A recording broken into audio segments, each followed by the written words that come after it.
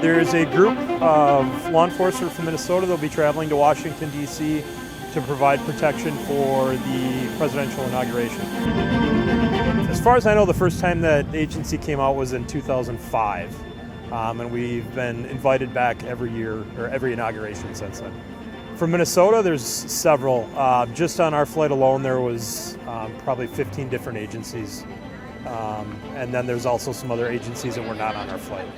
Sunday morning, we have to go get checked in. We get our credentials issued to us, and then we have a swearing-in ceremony with the United States Marshals giving us authorization and arrest powers for Washington, D.C. For the duration of the inauguration event. Do solemnly swear or affirm.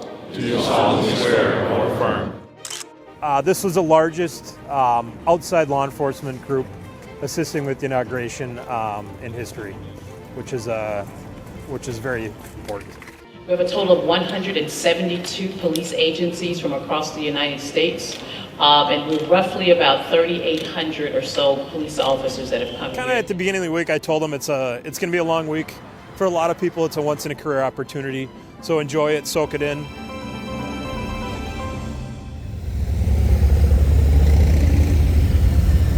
So initially, we were scheduled to be on the parade route along Pennsylvania Avenue. I believe it was Thursday or Friday before the inauguration. They made the decision because of the cold weather temperatures to move the inauguration inside the Capitol Rotunda instead of the Upper West Terrace at the Capitol. So once that was moved inside, the parade was canceled, so we got reassigned to the Convention Center detail instead.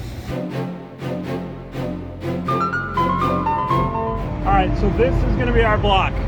Our assignment today is we are assisting with the perimeter around the Washington, D.C. Convention Center, where two of the presidential inauguration galas will be held this evening. President and First Lady are expected to, or are scheduled to attend both events. I believe the capacity between the two galas is about 42,000 people. Our job is to assist with protecting the hard perimeter around the event to make sure that nobody that doesn't have credentials or that isn't supposed to be at the event is entering the event. We're also here to protect if there's any protesters, let them peacefully protest, but make sure that they're not harming any citizens or getting in the way of things. Put it this way, I think we're probably in better shape than a lot of other agencies. I've seen Florida and a lot of southern states standing out here, and I'm sure we're probably able to handle the weather a little bit better than they are. A lot of red tape and stuff that we have to get through to be able to do this event. Like I told them, enjoy being part of the experience, get to meet officers from across the country, hopefully make some future connections or friendships with officers from across the country that you can meet in the future, or trade challenge coins, patches, and just be able to kind of enjoy that law enforcement experience that we don't always get to see. Favorite part has been meeting everyone from outside agencies, different states. Definitely meeting all the other cops from around the world. Getting to know hundreds of different agencies, talking to them, switching coins and patches with them. So it's been great. My greatest experience here was the swearing in, just being part of 3,800 other people from around the country and all being part of the same mission to protect. I got to be able to hang out with my coworkers outside of work.